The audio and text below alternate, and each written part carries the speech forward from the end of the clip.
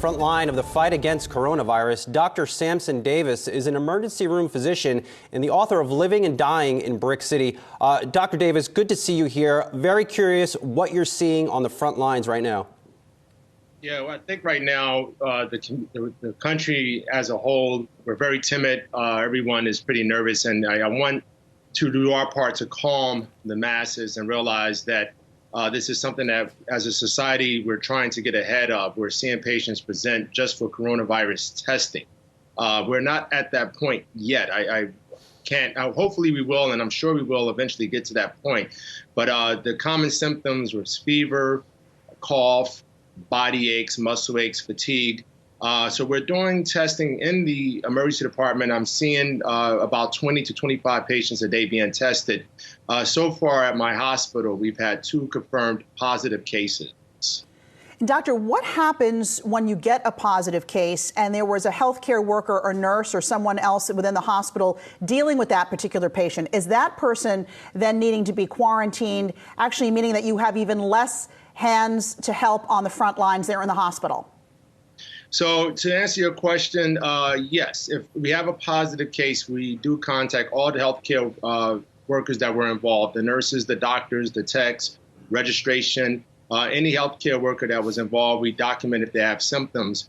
But what we're also moving towards now is taking precautions ourselves. So we're making sure that we have the mask, that we've gowned, and that we've gloved. We're also circumventing patients that present with symptoms so that they're placed in negative pressure rooms where the spread of the virus won't necessarily occur because of the negative pressure. We're doing our best to make sure that we isolate and have a room that's only for itself, that's away from the department, so that that person, that patient that does present can be seen, treated, and discharged right away. Our goal is to have a 5-minute interaction from the time we see to the time we take or collect the test to the time that we discharge, so within 5 minutes. So that span of time minimizes the exposure of that patient with the staff as well as with other patients within the department. We also have stopped performing aerolized treatments, nebulized treatments for asthma or emphysema patients, because we've also discovered that that helps to sort of spread and project the virus as well.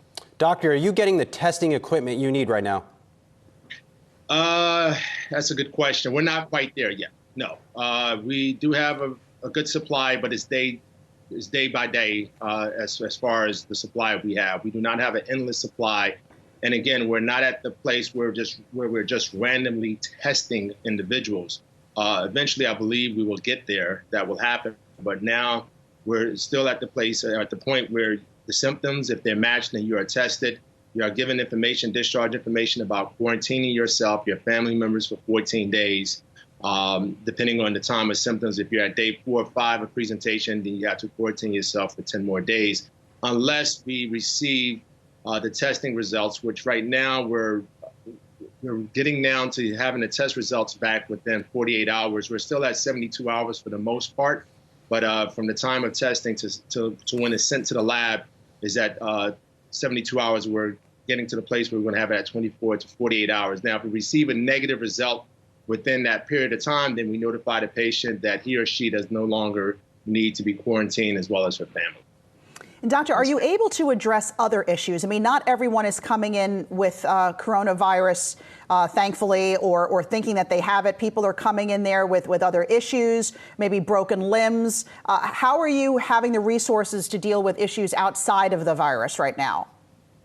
Yeah, we're maintaining. Obviously, we're a bit understaffed, and then there's been some healthcare workers who have been impacted and unfortunately have lost their lives from the coronavirus. We are on the front lines, and we're doing our best to maintain.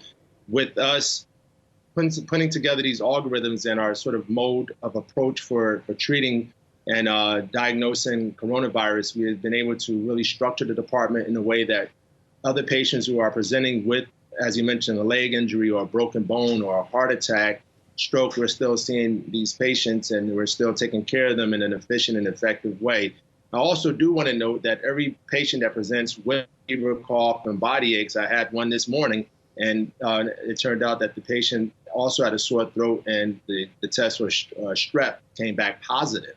So it's just because it's same symptoms, that's what makes it somewhat difficult. It still could be pharyngitis or strep. It still can be an ear infection. It could be pneumonia. It could be just the flu or just a simple regular viral illness.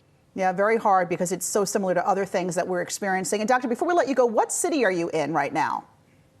I work at a few different hospitals. I work in New Jersey, but I'm in Paramus right now. I also work at East Orange as well. All right. Well, do stay safe, and thanks for making time for us, Dr. Samson Davis. Hey, investors. Zach Guzman here. Are you interested in learning more about the markets and getting the latest financial news? Well, then click right here to subscribe to our Yahoo Finance YouTube channel. Get the latest up-to-the-minute market analysis, big interviews in the world of finance, and information on how to manage your money every day wherever you are.